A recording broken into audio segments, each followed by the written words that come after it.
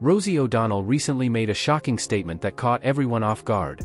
But what's even more surprising is the real story behind why Ellen DeGeneres left the United States and walked away from her long-running talk show, and it's far more troubling than most people realize. When you start looking at the full picture, things get unsettling fast. Two people closely connected to Ellen both died within 6 months of her show coming to an end. One was Twitch, her beloved executive producer. The other was Anne Heche, her former girlfriend. Both deaths raised serious questions. And according to some accounts, Ellen may have had some involvement. I have an understanding of the cycle of show business and kind of what happens in people's careers and when enough is enough. And oftentimes people don't know that. I think I have a good balance of both in my life, of the importance of both. And it's hard to maintain. It's hard to do, especially when you're doing a show like that. But I don't think it was the be kind thing that got her. I think that's simplification, but it was a lot of things and it was complicated, and I'm glad that she's going to be finished and she can get some time to herself to just, it's a huge kind of strange thing to be on a show like that and have all that attention on you. And she had it for like 19 years. So Rosie O'Donnell and Ellen DeGeneres were once incredibly close friends. Ellen even made her historic coming out announcement on Rosie's show in 1996. But somewhere along the way, that friendship quietly fell apart. Now, Rosie is finally opening up about what really went wrong between them, and why she chose to step away from the public eye. One telling sign of the falling out? Despite Ellen's talk show running for over 2 decades, Rosie was never once invited as a guest. By May 2022, Ellen's long-running show came to an end, not on a high note, but under a cloud of controversy. Reports had surfaced that Ellen had fostered a toxic work environment, leaving many of her staff feeling mistreated. The show wrapped up, and the fallout didn't stop there. Just 2 months after the finale, Ellen's ex-girlfriend Anne Heche passed away in a tragic car accident. Then, in December of that same year, the entertainment world was hit with another devastating loss. DJ and producer Twitch, who had been a beloved part of the Ellen DeGeneres show, died by Ellen DeGeneres is speaking out about reports of workplace mistreatment in a letter to her staff. The talk show host shared her initial reaction to the allegations from current and former employees and revealed what actions are being taken to improve company culture. Ellen said she was disappointed to learn about the claims in a recent BuzzFeed article, citing the show's enormous growth over the years and her increased reliance on people to do their jobs as they knew I'd want them done. She went on to acknowledge that clearly some didn't. I don't think you achieve anything by bullying people. In a statement to ET, Warner Brothers, the studio behind Ellen's show, claims they have interviewed dozens of current and former employees in the wake of these allegations. They say that during their investigation, it was revealed that there were some deficiencies related to the show's day-to-day management. And that moving forward, the studio and Ellen are committed to creating a workplace based on respect and inclusion. I stay grateful and I try to stay humble, and I think that I pay attention to what is important and what is real. These misconduct allegations stem from a BuzzFeed article that was published last week, which included anonymous accounts from a dozen former and 1 current employee. 2 months after the Ellen DeGeneres show came to an end, Stephen, Twitch boss who served as the show's DJ and executive producer, tragically took his own life. He left behind a note. Multiple investigative journalists who reviewed the note reported that Stephen directly pointed to Ellen DeGeneres as a driving force behind his decision. His wife also came forward, sharing that he had been under enormous pressure tied to something that happened during his time on the show, and that this unbearable stress ultimately pushed him to that devastating point. We're learning more tonight about the tragic side of Stephen Twitch Boss and the detailed steps he took to hide his plans. TMZ is reporting when Twitch left his home the day before he took an Uber to a motel about a mile away. At the motel, he switched his phone to airplane mode so no one could reach him. The motel manager says he checked in under his own name and never left his room. We also now know that Twitch left a suicide note. Details have not been made public, but TMZ reports the note alluded to challenges Twitch had faced in the past. Entertainer Tyler Perry knows firsthand what that is like. I want to take you back to a time in my life where I tried to commit suicide a couple of times. because it was so dark. I thought the only way to make this better, this pain go away, is stay in my life. Had any of those attempts happened, I would have missed the best part of my life. There are claims that Twitch may have witnessed something behind closed doors that he was never meant to see and that it ultimately cost him everything. Before his passing, Twitch's wife, Allison Heche, shared that he had left her a note. In that note, Twitch described feeling heavily pressured by Ellen. According to what was written, Ellen had been pushing him to publicly defend her, to go on record and deny the workplace misconduct allegations that had surfaced against her. The reason? Fans loved and trusted Twitch. He had genuine credibility with the public, and Ellen reportedly wanted to use that to her advantage to rebuild her damaged reputation through someone people actually believed in. But Twitch had been there. He knew what went on behind the scenes of The Ellen Show. And it seems Ellen wanted to make sure that knowledge stayed buried. Early on the morning of Tuesday, December 12, Twitch packed a small bag with only a change of clothes and his handgun, slipped out of his house without telling Allison, turned his phone to airplane mode so he couldn't be tracked, and took an Uber to the Oak Tree Inn, a dreary two-story motel in a hacienda-style building on heavily trafficked Ventura Boulevard, just a mile from his house, and paid $107 to reserve a room for a single night. Twitch made his way down to room 249 and let himself in. Allison reported to police that Twitch was missing shortly after he had left the house, noting with particular worry that she couldn't reach him by phone, and he had not taken his car with him when he left, two things that she said were very much out of character for him. Because there were no details about Twitch's death, people just rushed to fill that void. This was at the time when Ellen had built this edifice as the nicest person on television. She would have YouTube stars, and all of a sudden that edifice was crumbling. The news about Ellen created a wave of online criticism at the time, including some directed at Twitch. Hollywood has long had secrets it prefers to keep hidden. Rosie O'Donnell once shared a disturbing account about Bill Cosby's inappropriate behavior toward her show's production team, yet nothing was done about it. Why? Because in Hollywood, this kind of conduct has been quietly accepted for decades. The truth is, sexual misconduct runs deep in the entertainment industry, and at times, it has even been treated as normal. Young actors entering the business have spoken out about being exploited the moment they arrived.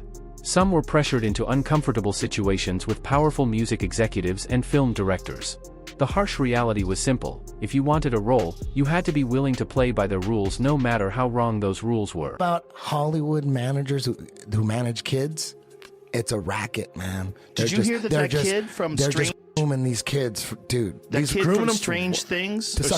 Stranger Things. He just left his manager, and they're alleging sex abuse. They just left their agent. See if you can find that. Owen Benjamin. The curly-haired kid. Oh, yeah. And he's Owen Benjamin just put it on his Instagram today, because Owen has been taking a lot of heat online because he said that a 3-year-old kid shouldn't be transgender, and people giving him a hard time saying he's a bigot. Like, are you out of your mind? When What's up with this transgender? Stranger Things actor dropped agent because of accused of assault. Disney star follows suit.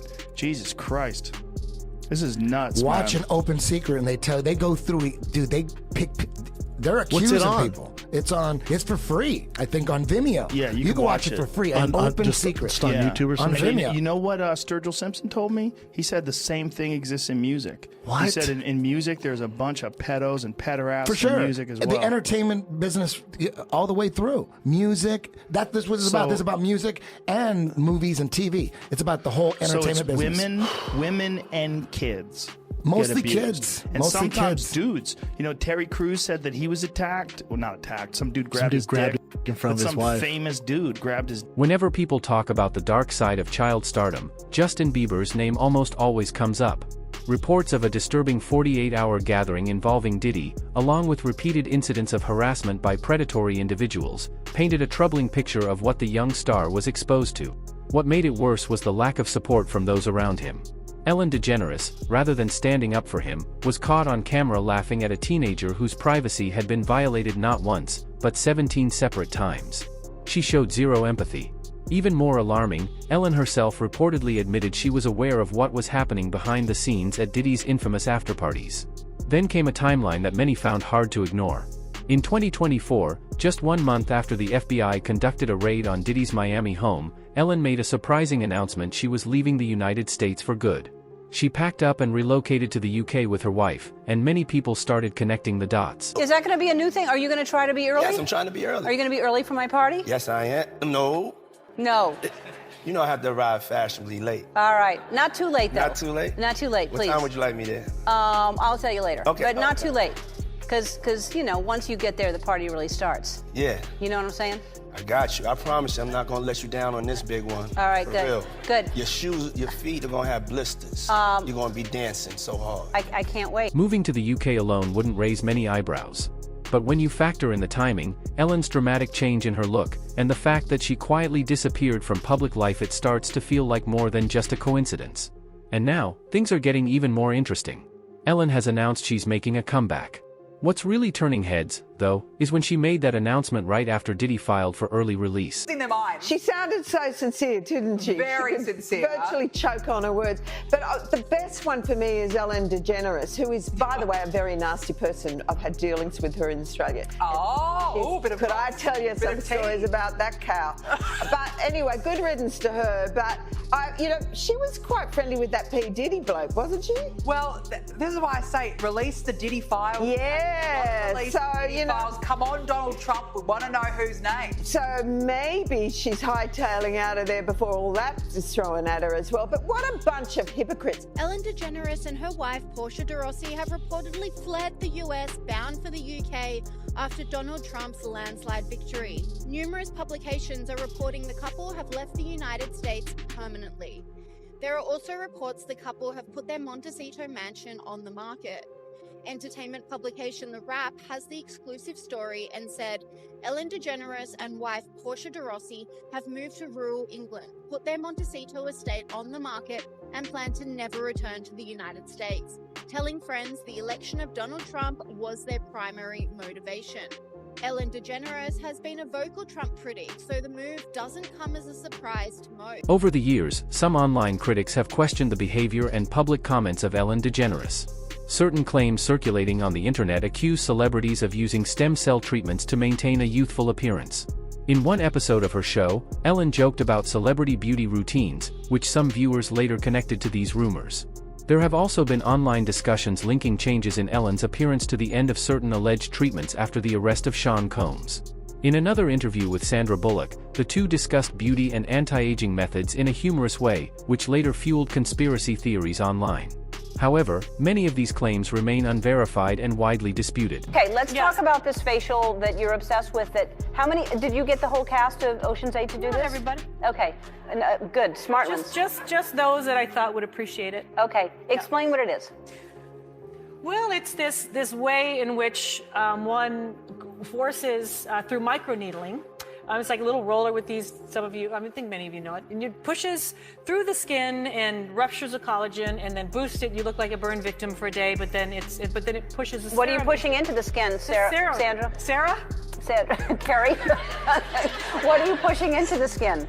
Well, you push in whatever the facialist would like to insert into your pores. But what is it? It is an extraction from a piece of skin that came from a young person far, far away, and they somehow figured out how to extract. It's foreskin from a Korean baby. And then there's the rumored connection between Ellen and Jeffrey Epstein. Some fans have pointed out that the layout of Ellen's talk show set looked surprisingly similar to a structure found on Epstein's private island. On top of that, various online sources have flagged what they describe as unusual symbols appearing in some of Ellen's video content. In March 2020, just as COVID lockdowns were sweeping the world, Ellen posted a video that left a lot of people scratching their heads.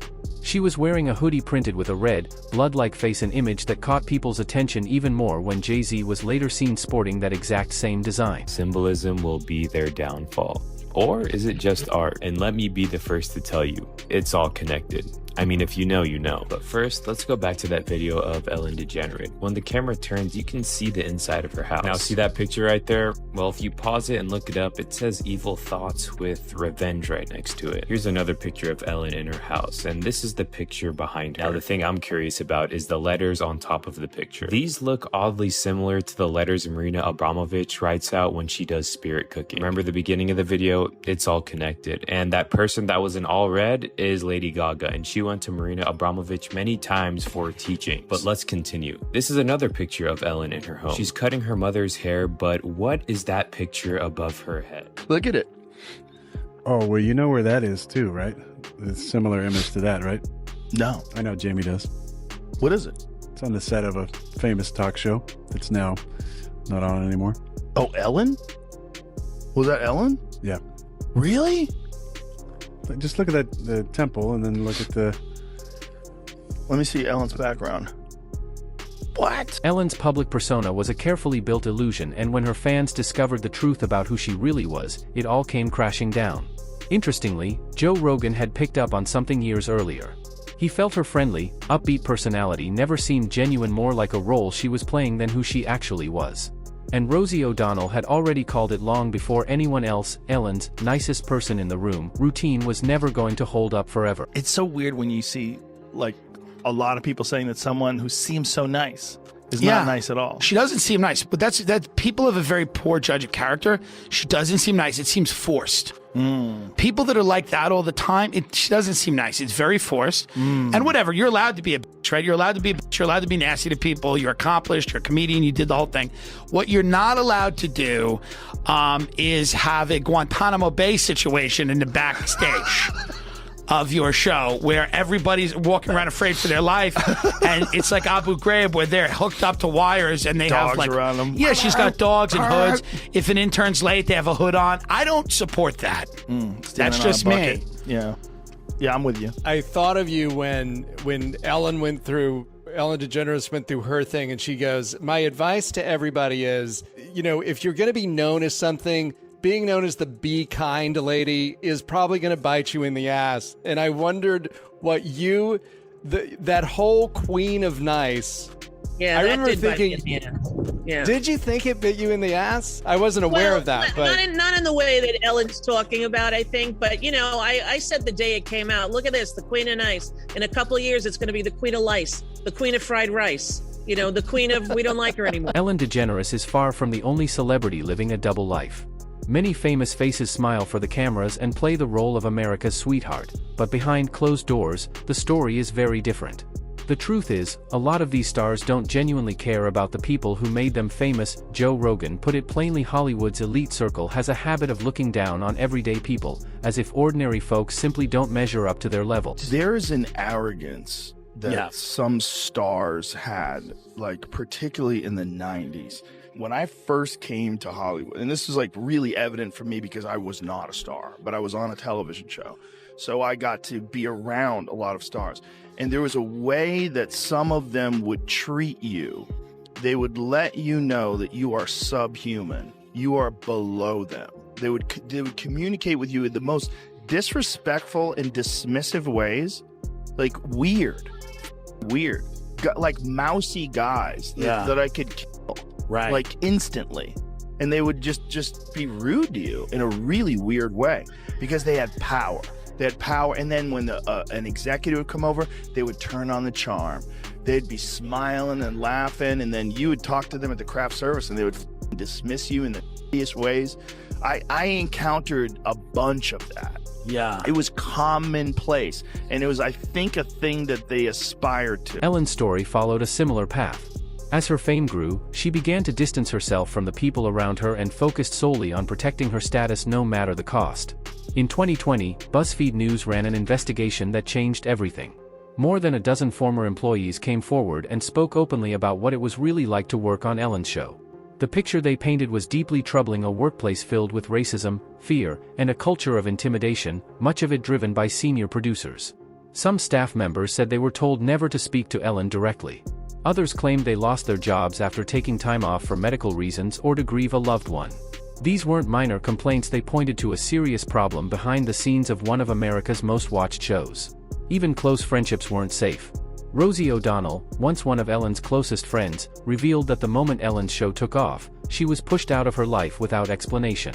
The fame was real, but so was the fallout. I couldn't believe it. Why did she say that? I don't know, because I have photos of her holding my newborn babies. I knew her for 30 years. Like, I don't know Rosie, we're not friends. It was so upsetting to me that I had t-shirts made. I don't know Rosie, we're not friends. And I gave them out to my staff because it was very painful. And, we've never sort of gotten over it. Did she ever reach out to you to explain it or what her thinking was, or? No. I mean, I'm not the first person to say this, but she's a strange creature. Well, you know, we're not similar. I can say that for sure. We're not emotionally similar. No. And I was never asked to go on her show. When I was, it was long after they had been on for many years, and she had the same staff as my show, the same producers, the same everything. And now I don't blame her for doing that. I didn't create the genre of a Merv Griffin, Mike Douglas talk show. You know, this was what I grew up watching. But I did think that she was all of a sudden in the position I was in, where she was starting a show and wanted it to be successful and get the money and the accolades that came with it. And instead of deciding to stand next to me and hold my hand, which is what I did to her, she did the opposite. And I couldn't believe it.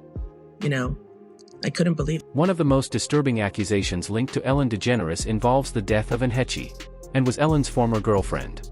People close to Anne say she was putting together a documentary that was going to reveal damaging information about Ellen. But before anything could go public, Anne died in a car accident just 2 months after the death of DJ Twitch. Two people who reportedly knew the most about Ellen's private life both died within 2 months of each other, right around the time Ellen's talk show came to an end. None of this proves that Ellen did anything wrong, but the timing and the details surrounding both deaths are hard to ignore. Anne Heche gets in this accident, and I'm bereft. Now, how did I know her? She did my show twice, and she and Ellen came to my home in Miami and swam in my pool, and we had lunch once. So I knew her, you know, not really well, but in the celebrity vernacular, and that she was with Ellen for a while, and then how her career suffered, and her book, Call Me Crazy. There was a horribly, horribly tragic child abuse in that family, and I've always sort of felt sorry for her. So when she's dying and when that all happens, I'm legitimately bereft in a way that maybe surprised me. I'd wake up in the morning and think, oh my God, something's wrong. Oh, Anne Heche is in a coma. Like, it was obsessive to me. So she died tragically. In May 2002, the Ellen DeGeneres show was canceled, and then 2 months later, Anne Heche, Ellen's ex-girlfriend, was in a really bad car accident where she flew her Mini Cooper into someone's house and it caught fire. And what has never sat right with me is the cross comparison between the coroner's report and the actual aerial footage. The coroner's report says that she was unconscious until her death, after just from smoke inhalation and from being brain dead from the fumes in her brain. But if you look at the footage, she sits straight up, and that takes a conscious effort, I feel, but I'm not a scientist. I mean, I'm not a doctor. But the other thing is her other host, her co-host Twitch, died 4 months after that.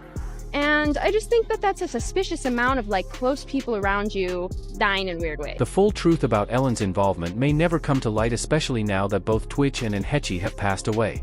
But here's what we do know: Ellen is far from alone in this.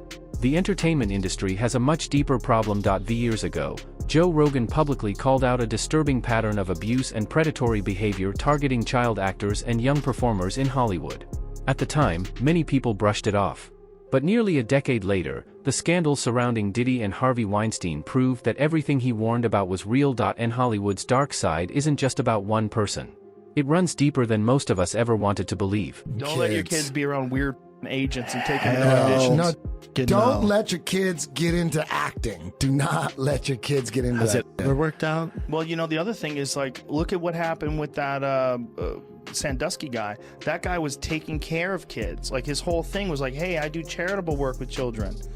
You know, I do charitable work and I take care of these kids. Yeah, I'm just all about helping kids. It's all about helping kids. They're our future. If you're an actress and you worked with Harvey Weinstein, you never tried to hit on you. Like, what you is ugly. wrong with me? Well, you ugly. Yeah, you ugly. What is wrong with my face? They're really going after him. That seems weird. Well, it doesn't seem weird, dude. Look Hell yeah, they're going after him. That guy's entire business. Here's the thing. He's one of many. There's got to be, like, a bunch of people that ran their business that way. But Weinstein, they say, like, in Hollywood, like, my agent's like, oh, no, yeah, it's about time you got caught. I'm like, what the f? Everyone knew this? Dude, like, everyone knew. Did you see his contract? It was in his contract. The way he had his contract set up was, like, they had a certain amount of money that he would have to pay if he had a claim against him.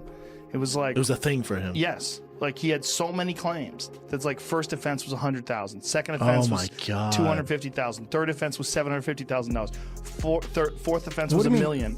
What He had it written into his contract, What with contract? Miramax. His contract with the Weinstein Company, like He it's like, owned Miramax, right? I don't know. Explain that contract. Like he'd have to pay $100,000. Yes. Okay, they're protecting themselves. Oh, when they from sign harassment. When they sign him, they go, okay, the first time you with one of these guys, it's Yeah. going to be 100,000. Yes. Second time, it's See, 200. it's not Holy just. Yes, I mean it was That's so how big of a problem it yes, it was such a huge. It was so known of what he would do, and look, even Quentin Tarantino said that he did it to his ex-girlfriend. But this raises a bigger question: how many other people in Hollywood are doing the same thing, hiding behind a carefully polished public image? According to Joe Rogan, what we're seeing isn't just one bad actor. It's a much larger problem built into the system itself. If you've watched this far, you already sense that this story runs a lot deeper than what mainstream media is willing to show. So go ahead and subscribe, because the next video covers another case that's even harder to ignore. One you really don't want to miss.